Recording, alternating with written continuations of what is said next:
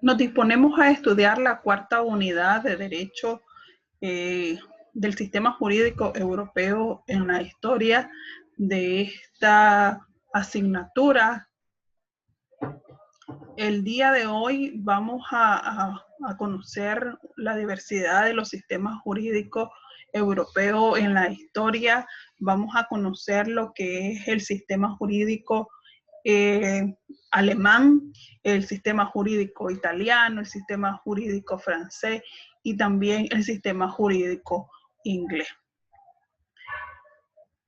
En este video explicativo, pues vamos a conocer lo que es precisamente el sistema jurídico francés.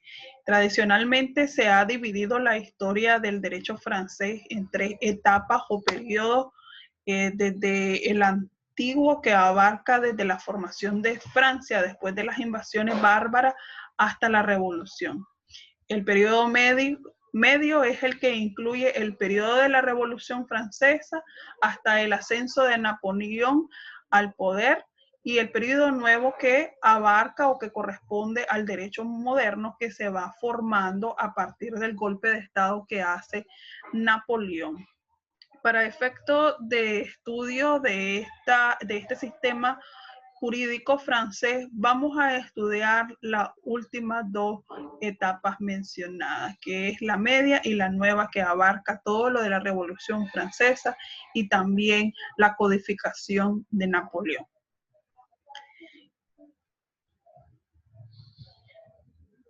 En el nuevo periodo se habla sobre las causas que dieron origen a la Revolución Francesa. Esta Revolución Francesa fue el producto de una gran diversidad de causas. La burguesía odiaba las trabas feudales y gremiales que estorbaban sus negocios e imponían desigualdades por razón del nacimiento. Los hombres de la época estaban en dubios de la tesis del derecho natural. Creían que era posible, por medio de la razón, construir una organización social ideal y perfecta. Los pensadores y los filósofos del siglo XVIII, si bien no crearon la revolución, sí la hicieron posible, dándole una forma y contenido al pensamiento deseado de grandes cambios que imperaban entre los contemporáneos. La monarquía era un régimen imperfecto y el individuo carecía de mucha garantía. Subsistían muchos anacronismos jurídicos, sociales, heredados de la Edad Media. Pero en realidad todas las circunstancias eran comunes a todas las sociedades europeas, y en la mayoría de los demás países eran males que revestían con mayor gravedad. Y aquí surge una pregunta de por qué entonces la chispa se encendió en Francia. Parece que las causas inmediatas de la revolución fue el desastre fiscal que vivía el gobierno francés desde varios años antes. Prácticamente había presupuesto, no había presupuesto. El fisco era minado por innumerables granjerías e irregularidades. Muchos de los sectores más ricos de la población estaban exentos de la mayoría de impuestos, y la intervención de Francia en la guerra de la independencia, de la guerra de Estados Unidos, provocó una crisis de la que no se repuso más la tesorería real. Era necesario crear nuevos impuestos, reorganizar la hacienda, y por ello no se podía hacer más que a costa de los privilegios, lo cual implicaba una reforma general del reino, que por varios años el rey Luis XVI fue el que hizo un cambio de ministros para ver quién podía resolver la crisis fiscal que se mantenía en ese momento. Fue en diciembre de 1788 que el ministro de entonces no encontró más solución que convocar a una reunión de notables para imponerles la real sustitución de la hacienda y hacer opinión favorable al crecimiento de los privilegios que veía que ya era imprescindible emprender. Pero los notables se negaron a asumir esas responsabilidades y recomendaron al rey que consultara a la nación, y así fue resucitando aquella vieja institución medieval que hacía más de 150 años que no se reunía. Estos eran los estados generales. Cuando el rey Luis XVI se resolvió a convocar a las elecciones a principios del año de 1789, la suerte al antiguo régimen ya estaba dado. Francia no tenía ninguna experiencia en elecciones ni representaciones populares, pero una vez unidos los estados generales ya fue imposible detener los movimientos de la revolución. Los estados generales se reunieron finalmente en 1789, se conformó la organización que a esa institución se le había dado en la Edad Media. La representación era por estado o clase. Estaba la delegación de la nobleza, formada por grandes señores que se sentaban individualmente por derecho propio y representación de la pequeña nobleza. El clero estaba integrado por los grandes prelados y las delegaciones de los curas, y la tercera representación del tercer estado o plebeyo eran los delegados de este último, apenas la mitad de todos los demás. Sin embargo, ya se admitió por primera vez en Francia que los campesinos podían votar. En medio del caos, entonces significó la Revolución Francesa, las asambleas de los representantes populares que con diferentes nombres se sucedieron. Primero fueron llamados Estados Generales, también luego Asamblea Nacional, Convención Nacional. Estos encontraron tiempo para efectuar una reforma total del régimen jurídico imperante en ese momento. Sentaron las bases del nuevo sistema democrático que habría de ser modelo para todos los países del occidente. Con Napoleón Bonaparte se hace un sinnúmero de acontecimientos,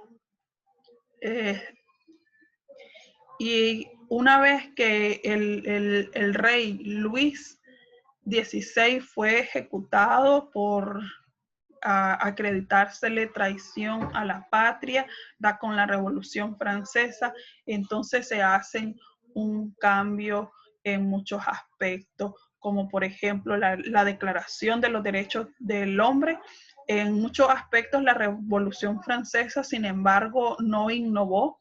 Las reglas que sentó ya habían sido antes proclamadas o concebidas en otros países, pero el valor del movimiento francés es el que le dio un contenido orgánico a todas las medidas que aisladas se venían dando ya en otras partes. Agregó otras y luego no se contentó con guardarlas únicamente para sí, sino que se fue difundiendo por todo el resto del mundo. Tal ocurrió entonces con esta Declaración del Derecho del Hombre. Muchos de sus postulados ya eran vividos en Inglaterra desde hace un siglo o más, y otros habían sido proclamados por las constituciones de algunos de los estados que integraban los Estados Unidos. Entonces se ve que no hubo una gran innovación como se piensa en la Revolución Francesa. La famosa Declaración del Hombre fue adoptada por los Estados Generales, ya convertidos en constituyentes. Son hoy todavía la base de todas las declaraciones sobre los derechos individuales que hacen las diversas constituciones del mundo, y aún las cartas que sobre la misma materia se han adoptado las Naciones Unidas y la Organización de los Estados Americanos. Los postulados pueden resumirse en tres grandes conquistas fundamentales. Esta declaración del hombre habla sobre la soberanía del pueblo, la igualdad jurídica y la libertad de expresión y de conciencia. Posteriormente, la declaración fue agregada a la primera constitución que se dio en Francia en 1791. De esto también se hace una reforma al procedimiento penal, el jurado, la publicidad del juicio y el nombramiento de defensor. Ya Voltaire había criticado acertadamente el procedimiento penal francés y la monarquía en su último año. Intentó también mejorarlo, pero correspondió a la Revolución Francesa darle su fisonomía moderna. La época coincide con el movimiento renovador de los sistemas penales que se inician en Beccaria, y fue entonces que el movimiento revolucionario francés el primero que acogió estas ideas. No solo se permitió tener defensor, sino que el Estado proveería un defensor a quien no pudiera pagarlo. Y esta es una influencia que nosotros hasta nuestros tiempos pues estamos viviendo, ¿no? En esa forma de hacer el nombramiento de un defensor. Los castigos se aumentaban, el juicio se convirtió en un juicio público, tal como lo conocemos hoy en día. Se adoptó también la institución inglesa del Estado, se abolieron las pruebas legales y se suprimieron las penas infamantes, ya que en este tiempo lo que se hacía eran penas como de la guillotina, por ejemplo, eran penas que se hacían a la luz pública. También existió la confiscación y la confesión jurada. Estas cosas se suprimieron en ese momento. La reforma más bien pecó en el sentido opuesto al que había informado al sistema del antiguo régimen. La institución fiscal, por ejemplo, o sea, la participación del Estado en la actuación se suprimió, y el jurado fue sirviente copiado de Inglaterra. Dos clases diferentes de jurados intervenían en el juicio. Uno, llamado de acusación, intervenía en el juicio sumario, y otro, denominado de juicio, decidía el plenario, correspondiendo respectivamente a lo que se llamó el gran jury y al petit jury del derecho inglés. Muchas otras reformas o innovaciones establecieron el régimen revolucionario, algunas de ellas fundamentales y base histórica de una serie de normas de derecho moderno universal. Como ya decía, es una influencia al derecho moderno universal actual. Una verdadera sed de reformarlo todo, desde la ley hasta las medidas del tiempo y el espacio, cundió entre todos los franceses y ese mismo entusiasmo fue transmitido al resto de la humanidad civilizada. Desde entonces se prohibió la venalidad de los puestos públicos, especialmente la de los judiciales. El recurso de casación fue también ideado y se organizó por primera vez el juicio de casación, y las jurisdicciones especiales o fueros se suprimieron. En materia de sucesiones se quiso cambiar el arma, que para la aristocracia significaba un mayor rasgo mediante él, los bienes de las familias nobles no se podían dividir entre todos los hijos. Esto debilitaba así la base de la economía del poder que gozaban, sino que se seguían siempre perteneciendo a uno de los descendientes del anterior propietario. La Revolución Francesa, por consiguiente, no solo suprimió los títulos nobiliarios, sino que prohibió por primera vez en los tiempos modernos la institución del mayorazgo. Esto es de que no era un requisito de que el sucesor fuera el hijo mayor, pero luego, para evitar que voluntariamente el padre siguiera heredando tan solo al hijo mayor, se llegó a prohibir la libertad testamentaria. Sin embargo, esta medida por extremista no imperó y fue abolida en poco tiempo, y es hoy pues que hay una libertad testamentaria. En el nuevo periodo con Napoleón se hace una obra codificadora. Como se ha visto, la Revolución Francesa reformó las más variadas materias del derecho y sentó las bases del derecho moderno en materia constitucional, penal, civil y de procedimiento. Pero fue una labor desperdigada y sin sistema. Faltaba ordenar todo aquello y organizarlo. Para conseguirlo, Francia adoptó una vieja idea y la modernizó, dando al mundo occidental un nuevo instrumento fundamental de lo jurídico. Esto fue el Código Moderno. Pero esta última obra no la hizo la Revolución, sino que quedó para el régimen napoleónico. Napoleón es el directamente responsable de unos cuantos de los efectos del Código Civil, como la desigualdad de los sexos y los excesivos poderes del padre de familia. Pero sin él no se hubiera hecho ni ese código ni los demás. Después del caos revolucionario, dio al país el ambiente de tranquilidad que se necesitaba para emprender una obra de tal envergadura. Además, gracias a su propia iniciativa, se inició la labor.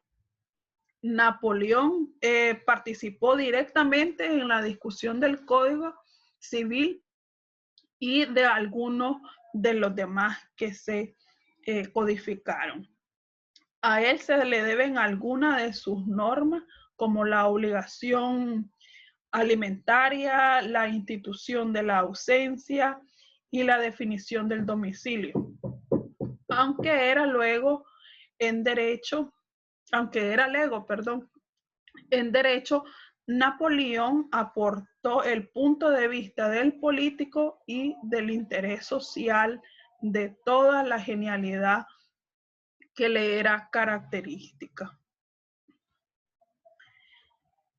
El Código Napoleón, el Código de Napoleón, que fue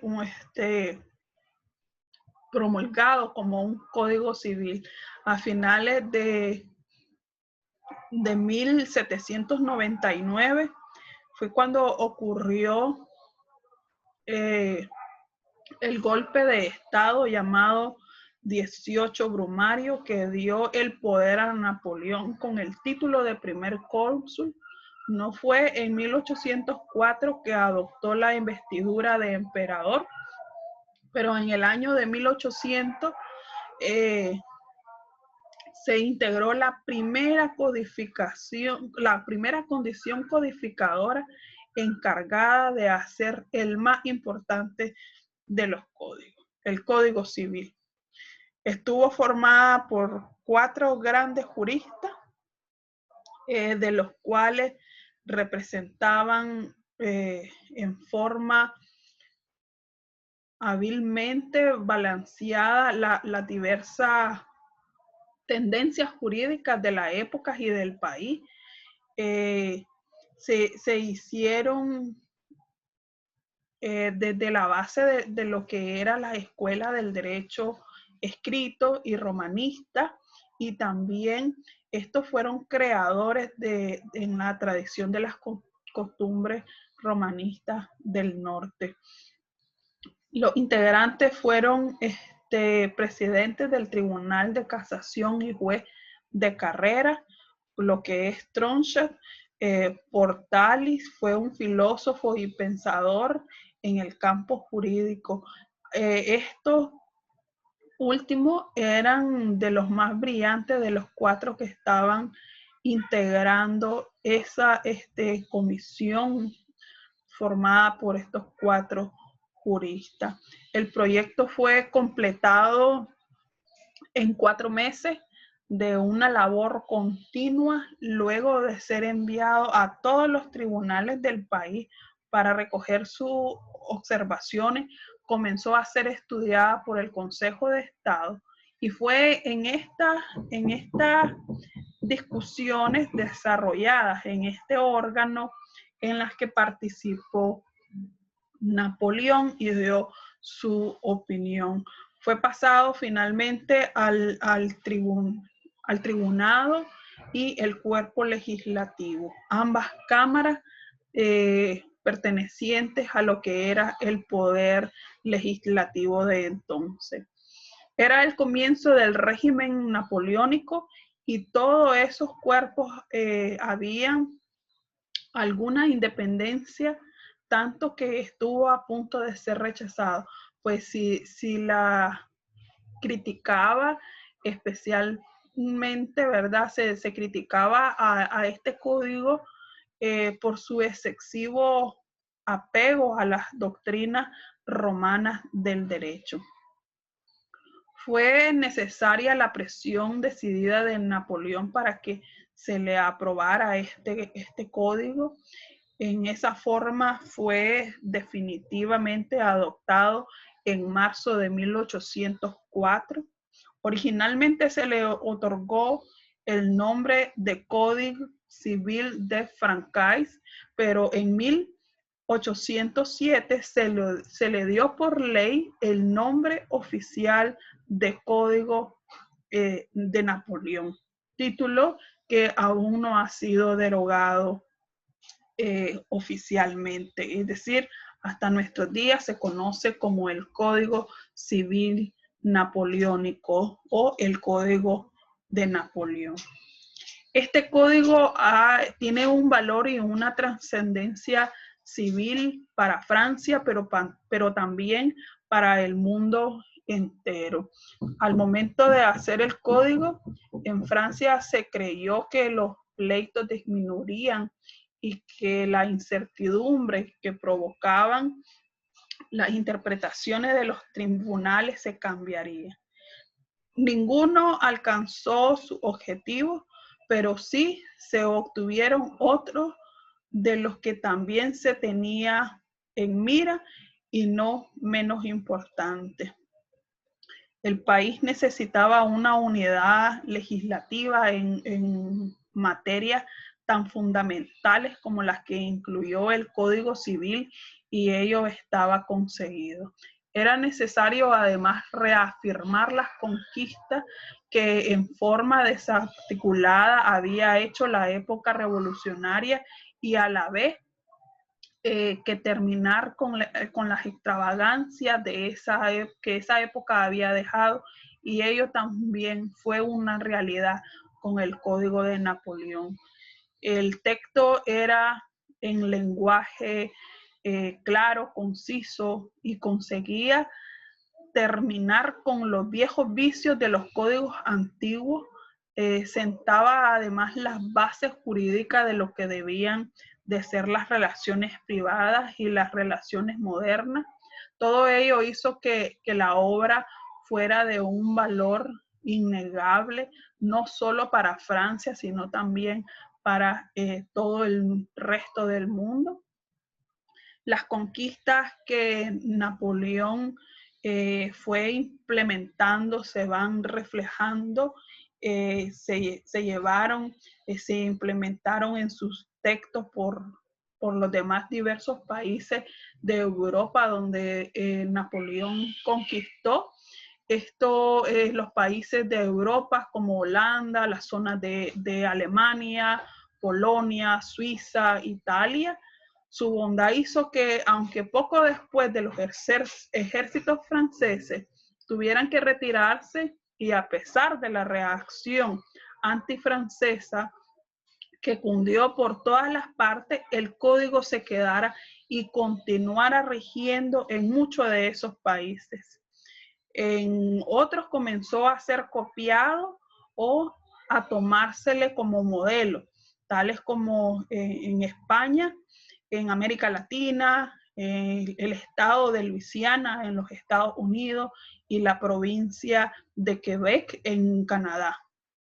Todavía hoy, aunque algunos países han introducido variaciones fundamentales a algunos de sus principios, casi todos los códigos civiles que existen en el mundo encuentran su raíz en el texto francés, y muchos son verdaderas traducciones serviles del mismo a los demás diversos idiomas. Es indiscutible entonces la importancia que tiene el sistema jurídico francés para nuestros días y la influencia que tiene este código de Napoleón con el derecho romano.